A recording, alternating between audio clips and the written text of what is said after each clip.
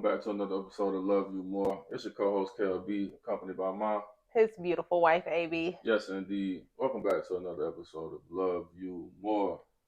Don't y'all forget to like, comment, and subscribe. Now, y'all give us a thumbs up. Even if you don't watch the whole video, just hit that thumbs up. Get us in that algorithm so we can catapult to the top. That's all we're trying to do. That's it. A little therapy for us while hopefully we're helping someone else. How you feeling tonight? I'm here. I'm showed up. Showed up. I have been sick all week, as you know. So starting to kind of feel a little bit better, but I'm ready to see what this topic is for tonight. Good. Tonight. One of our subscribers wanted us to talk about finances.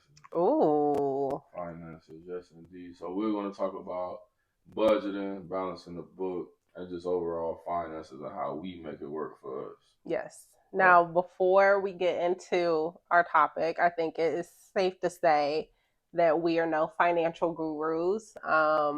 We are still trying to figure it out day by day. And because of my wonderful husband, we have gotten a system that works for us. And hopefully, subscriber, this helps you in whatever way, whatever you can take from it. Yeah, for sure. So finances. How you feel you are with finances? I feel like I'm getting better with finances.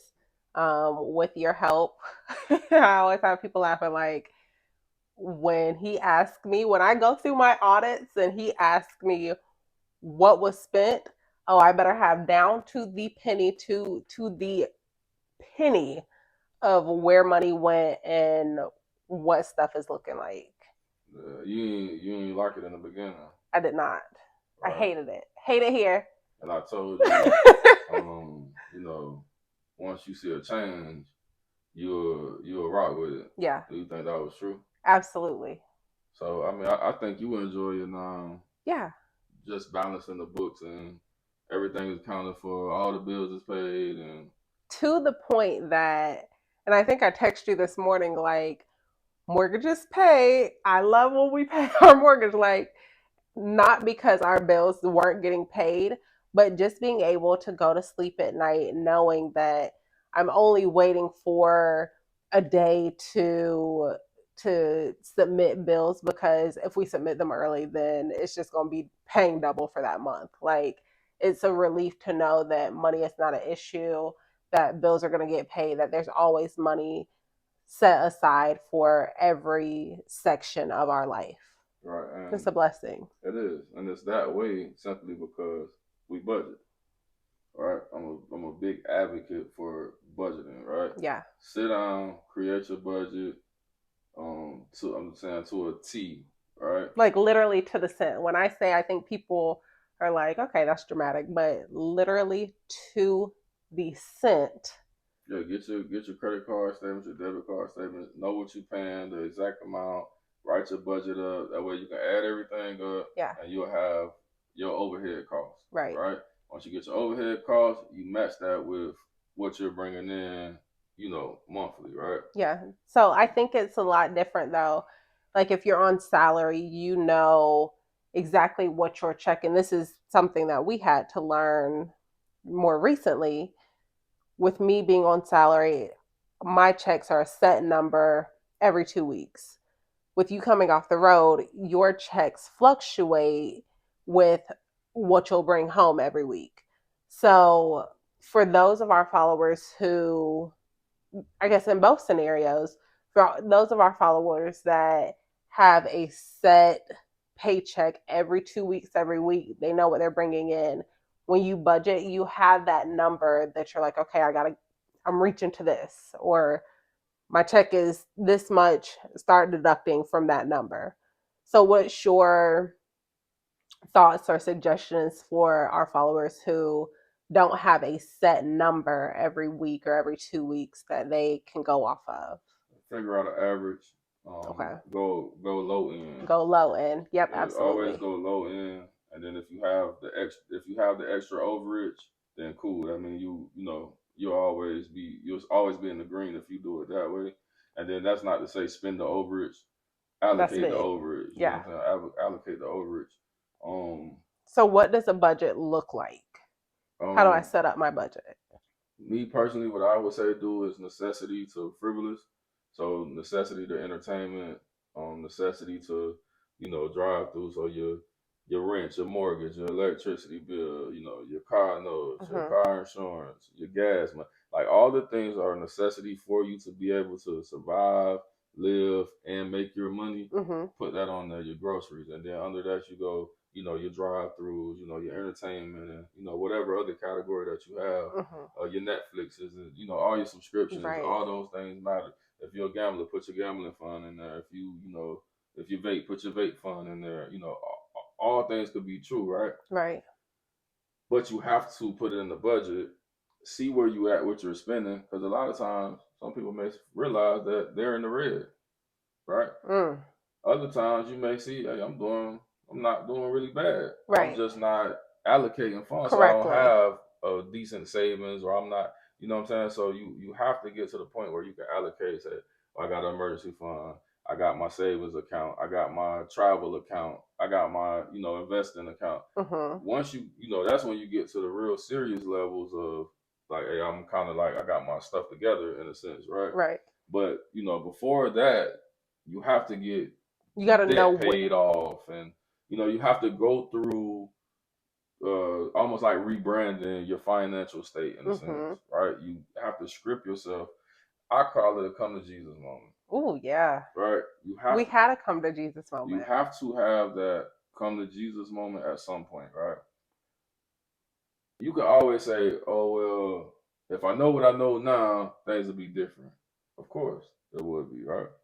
But knowing But a what you lot know of times now, that's not true. no, I mean, it absolutely could be true because Mm-hmm. you done Could be. went through it and you have the experience. So yeah, if you knew what you knew now, Right. you probably would be better off. But that takes you sitting down, and it's easy to say if I knew what I knew now. Okay, so now that you know what it's going to take, you have to be okay taking a week or two off, taking a month off, taking 6 months off the scene, getting your shit together, and then bouncing back and say, okay, now I can be back out. Now I can spend money here. Now I can spend money there. Especially for those people that are in the red, especially for those people who are trying to pay off debt and things like that. Like, we were in a situation where we were trying to pay off debt and had a goal in mind. Absolutely, you have to. And this to me is for people that have financial goals. Mm-hmm. You trying to get somewhere financially. If you don't have financial goals, none of this information matters at all, Right. right? We had to get to the point where we had financial goals for this to even be able to sit here and have this conversation. Yeah. So if you don't have those, this doesn't apply to you. So, um, And the financial goals don't have to be big or long term, any, any type any, of yeah, financial goal, because it really makes a difference. And we spoke about this on our last episode. It makes such a difference when you have a goal that you can kind of a mile marker of where you are, what you're trying to get to. You check off that goal and it's like, oh, that felt good. Like, on to the next. Let me push the bar a little higher. Let's see if we can do this. yeah, facts. Because again, some people they limit themselves, Mm-hmm. and you put yourself in the box.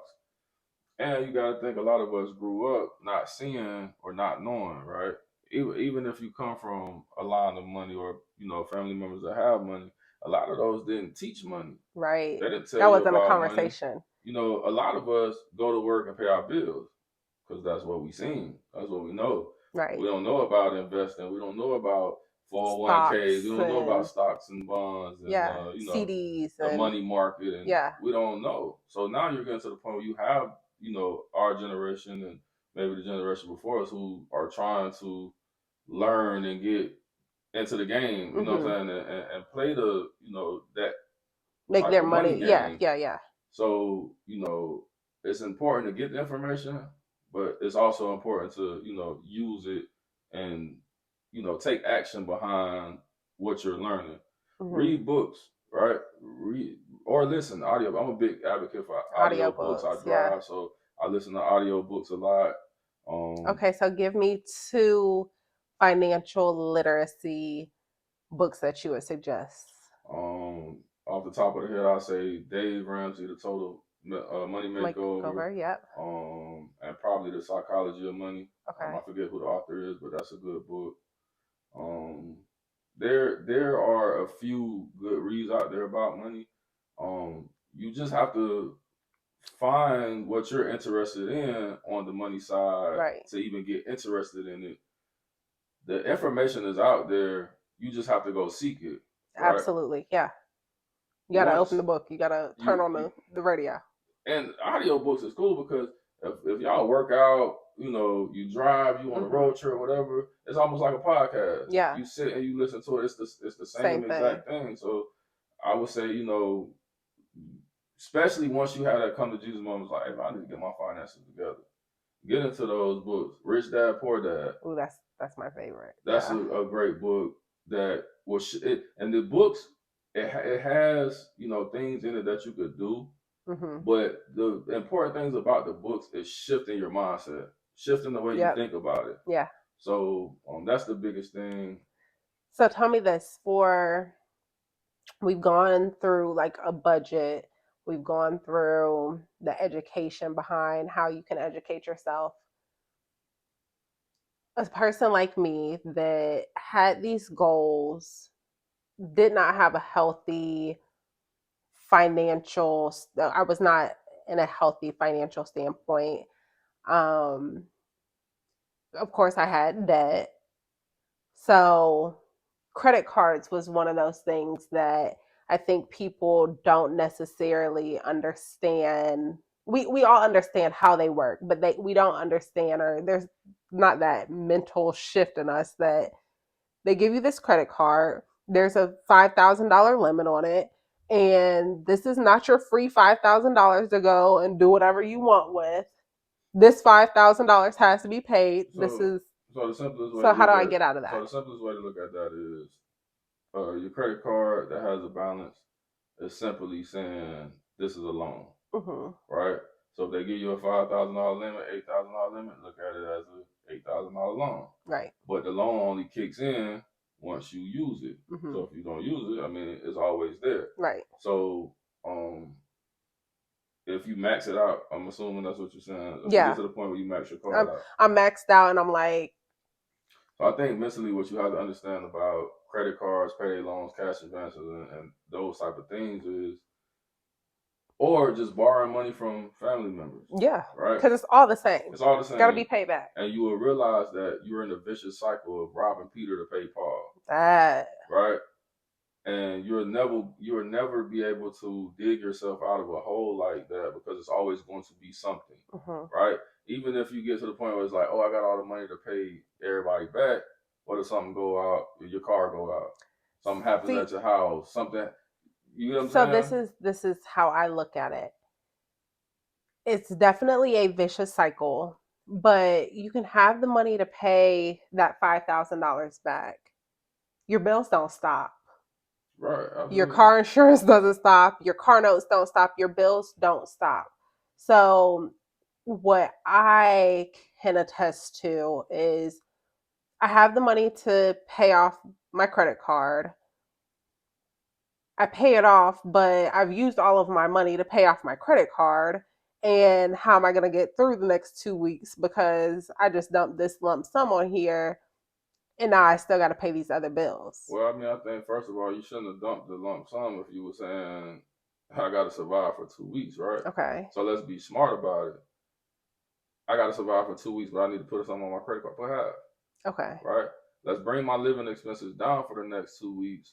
Let me, sacrifice and make it through on whatever I can the next 2 weeks just so I can accomplish a goal and get to where I'm trying to get to. So you're in survival mode and you cut off all extra expenses. You cut off all of the non-necessities on your budget. Yeah, right. Okay. So, people do a lot of frivolous spending. The Starbucks effect, where you could go and get a Starbucks coffee every day and you don't realize that, that $8 is adding up. $10 a day. I mean, let's be real, inflation, everything is expensive. That $10 a day is, if you go every day, that's $70 a week. Yeah. And that's $70 more that you could put on your credit card, on your whatever to so that's, create. Essentially almost $300 a month. Right. that could be going to something totally different. Yeah. But it don't look that bad because it's small. But how many small purchases do you have throughout the day? Yeah, the $10s and You $20 get that to the don't point really where you matter. spending $50 a day, right? And you do the math on $50 a day. Right. Shut a week, that's $350 a week. Yeah. And one thing that I have really enjoyed about having a budget, having everything laid out, knowing where every cent is going, you get to the point where you're like, I really don't want to spend money. Yeah, Like, facts. I hate to swipe my card, even if it's for that $10. Like, Yeah, facts. let me spend $10 once, go get me the Starbucks coffee that I can make at home, Yeah, facts. and that's gonna last me through the week. So I agree that it definitely is a mental shift, and you just have to be. You got to get fed up with being broke. Honestly, That too. That's what it comes But down but to. but what you just said, that's the biggest game changer, right? Where do it at home. Mm-hmm. Those same drive-throughs you go through, you can do all those things at home. And a lot of these places, they make the stuff in the store now that you could buy. That's That you can do that it you at could home. do at home. On the food level, let's take it to like the entertainment level. You have friends that you go out with and you go clubbing with on a weekend, every weekend. If you don't invite your homeboys and your homegirls over, turn on some music, cook you some food, like Shit, that's our vibe, yeah. man. Hey, me and my dog, bro, we would be at the house, turn the music on. It ain't gonna probably be no pop your booty music, but it's gonna But be you could some. if you like. It's gonna be a good vibe. We're gonna put some food on the grill, play some cards, have some drinks. Yeah. It's cheaper. It's always cheaper at home. Yeah. And it's safer. Right? Absolutely. I ain't gotta worry about nobody leaving here and getting into no accidents because there's enough room for everybody to just post if you need to. You right. know what I'm saying? Yeah, you get your bottles. You don't have to get a new outfit. Yeah, You don't fact. have a club cover. You don't have food in the club, and then when you leave the club, food after the club. Like there's so many different ways that you can cut costs and still be around the same people. Yeah, facts. Do it at home, and Yeah. that's on every level. Those drive-throughs, you could cook the same version, and it probably tastes better at home. Yeah. Right. But again, I think a lot of people pay for convenience. Absolutely. Right. So I think for the people who need the convenience, right, what I would look into doing is catering. Do a catering, and we did Chipotle one time. I would say do a catering and then meal prep. Yeah. Right. But you have to be comfortable with eating, the variations same thing or the of the different same variations thing. of the same thing multiple days out the week. But that could help. But that also comes down to I am, I love to eat. I love a drive through. I love a restaurant, all the things. Shit, I love to cook. So, yes, the convenience is definitely something that is appealing. But with the meal prepping and stuff like that, it's okay to get uncomfortable. Like when you have a goal that you are trying to reach, it's not going to be easy. It's not going to, because nobody told you to go out there and spend that damn money on that credit card. Nobody told you to go out there and get that payday loan. Nobody told you to ask your mama and granny and daddy for $10,000. So it's going to feel uncomfortable getting out of that situation. But once you get out of that situation, like the sky is the limit. And it's up to you if you go back down that. Yeah, because I think that like road. once you realize like, damn, I've been doing it backwards, or I could do it this way and still, you realize you would do it. We do it the way we do it, and it's almost like, damn, we could have been doing What if? this, and we would have been super straight, Right. right. But I appreciate those, bad relationships with money that we had because we learned a lot of our lessons Right. through those moments, and we also gained a lot of knowledge through those moments. Those were the moments that made us get to the point of like, something got to change, right? And you got to have that shift to be able to want to do it different. Right. And that's just, in life in general, but, most importantly, finances, and you can only hope that you catch it sooner than later, right? And it's still early for us, so I would only hope by the 35s and the 40s that we're even, you know, in a elevated, better right, situation financially, and, you know, continue to be, you know, blessed throughout, you know, throughout what we're doing. So yeah, finances is about making it a priority and having a great relationship with your money, and, you know, trying to make your money make money, right? That's the biggest thing. But you have to get to the point where you can where you have the can money even to, you know, invest or put into different endeavors for it to be able to make money. right. And that all goes back to, you know, budgeting, pay off, Starting small, start small. start small. And we did the snowball effect, where we took the smallest debt, yeah, paid that off, and, you know, we went all the way up to the biggest one, and that helped us tremendously. And we was able to, I think we was able to knock ours off in, what, 2 months. And that's another thing, because we, you know, we're blessed enough to have group economics, right, and 2 be incomes, able to, you know, put ours together. And that's another thing, right? So I'm an advocate for running your relationship and partnership like a business, right? So that's exactly what we do, even down to our budget. Is, you know, we have our overhead, then we have, you know, what we bringing in, and then we have our net profit when it's all done. Right.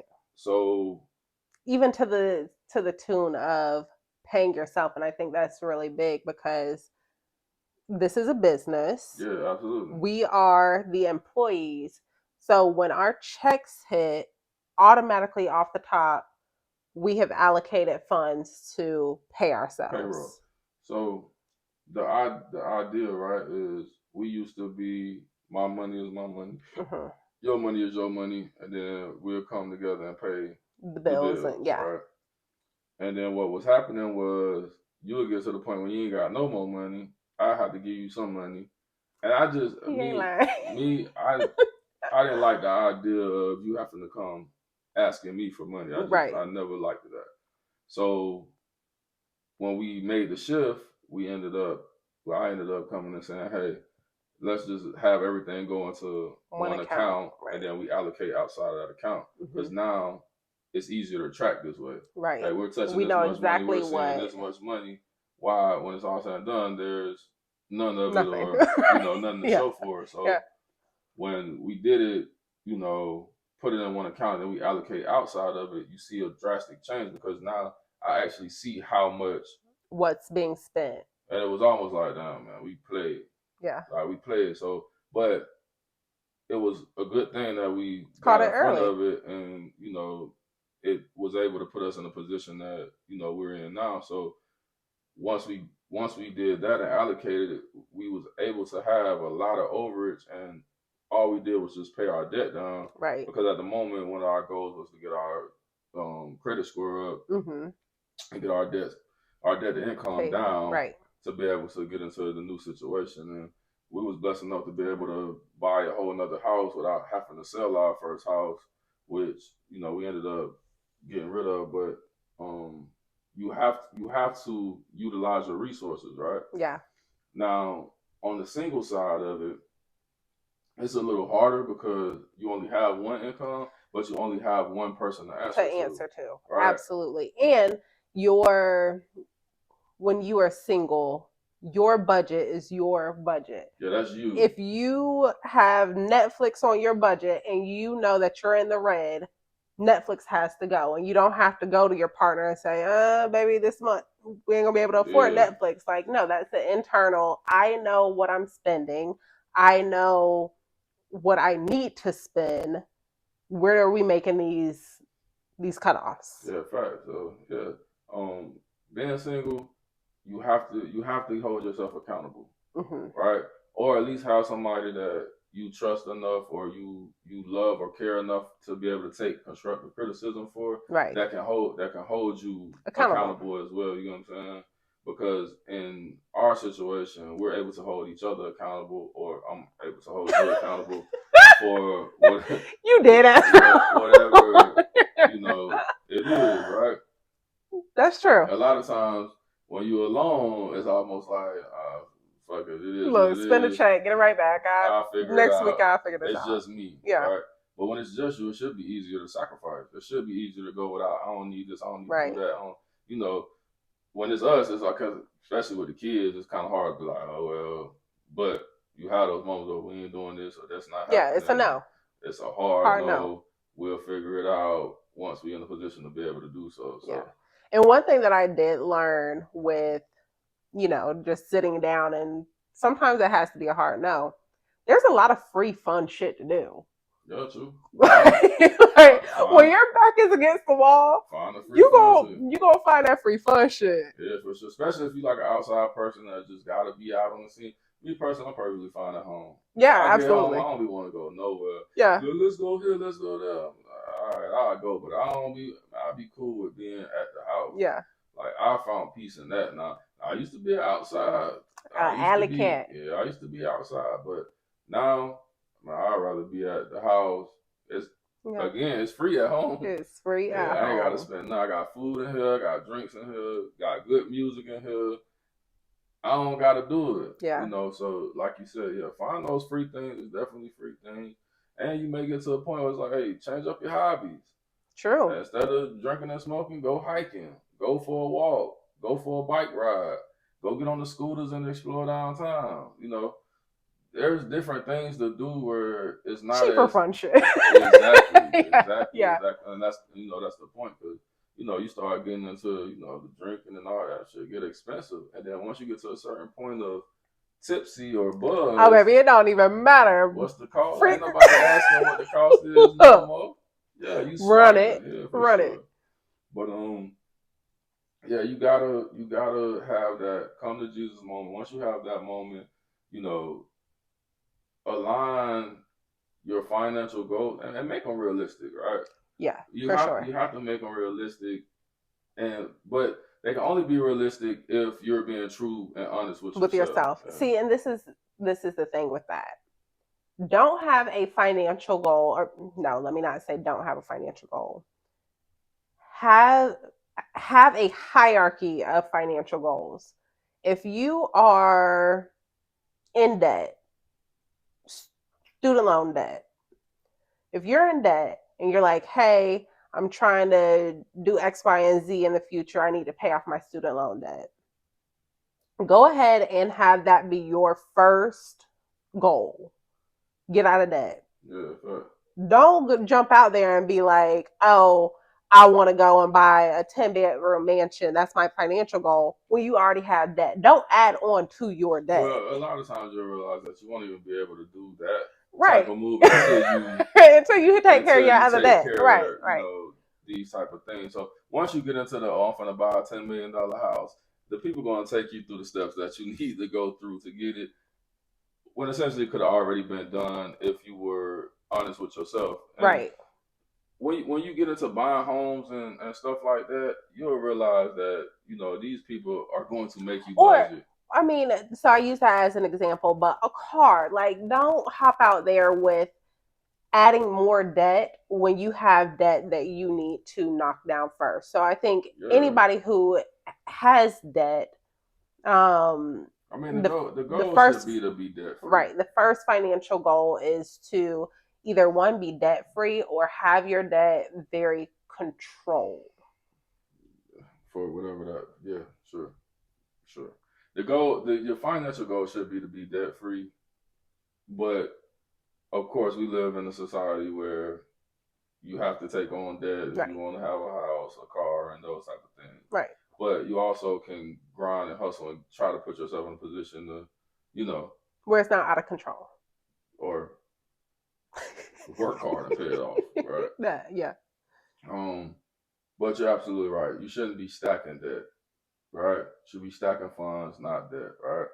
Get to the point where you got your debt paid off, you got your budget under control, and then you have the money to be able to invest and start new endeavors. But you have to set goals. Yeah. If you don't set the goals, you're working for nothing. You'll never really, get to the point where you can accomplish anything, essentially, because what are you doing it for? Right. You got to have a purpose of why I'm doing it. We do it. We got kids. We want to do it for us. And we never get comfortable, and we still, want more, no matter when we do achieve goals. So, Yeah. set them, achieve them, set them, achieve them, and keep And going. keep reaching higher. Um, balance your books. Balance your books. Make sure at the end of every month you're in the green. Mm-hmm. That's it. I don't if it's even if it's by $1, $2, even if you break even, just make sure you're in the green, Right. and then figure out where you can make the cutbacks and be okay with making the cutbacks until you get into a better situation. Again, we're not financial gurus. Not at all. This is just what has worked for us, and hopefully it helps somebody else. Yeah, and if y'all have anything, something that we should try or something that we should look into, please share it with us. Drop it in the comments, DMs, send it to the email, whatever it is. And again, this is therapy for us, and along the way, we hope we can help you all. Welcome back to another episode of Love You More.